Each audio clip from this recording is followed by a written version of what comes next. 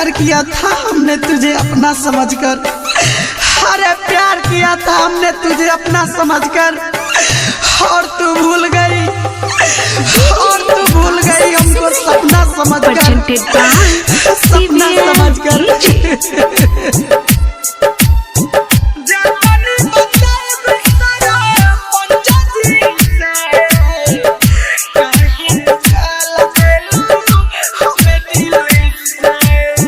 Mix by निजू निर्मल। जातनी बताएब सारा पंचाजी से, काहे निकाल देलू हमें दिल से।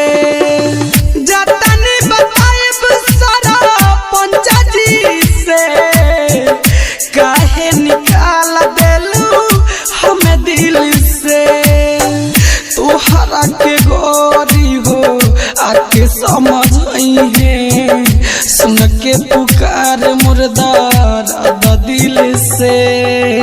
जातनी बताएब सारा पंचाजी से, काहे निकाल देलू हमें दिल से।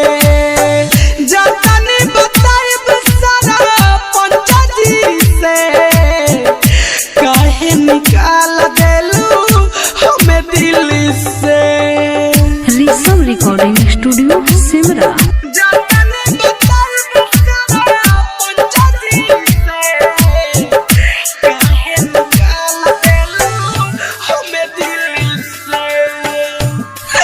अरे क्या कमी थी मेरे प्यार में जो दगा दे गई, अरे क्या कमी थी मेरे प्यार में जो दगा दे गई।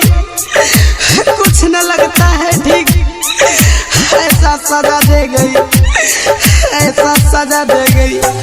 पहिले मनते रहलू हमारे के जान, अब तो यार बारू भेजला शमशान, भेजला शमशान। अरे जा पहिले मनत रहलू हमारे के जान, अब तो यार बारू भेजला शमशान, भेजला शमशान। केहू न हमके अपन बुझाला, मिलल चोट खिलल फूल से।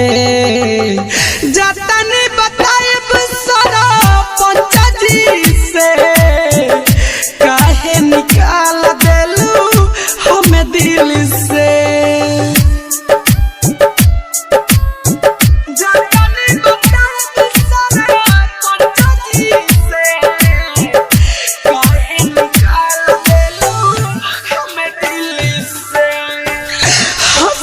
आज हमको रुला कर जाबे वफा जा, हंस रही हो हमको रुला कर जाबे वफा जा। दे दिया मेरे प्यार का दर्द वाला तोहफा, दर्द वाला तोहफा। सोनू जब प्रेमी से कई देलू घात, राइटर उजैन से कई मुलाकात, कई मुलाकात। अरे जा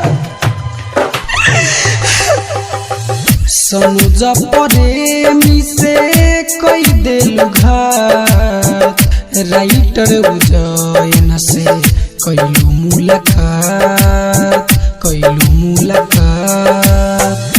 गुडू नितेश अब जिंदगी बिताई, गाजा के पुरिया के पी पी के।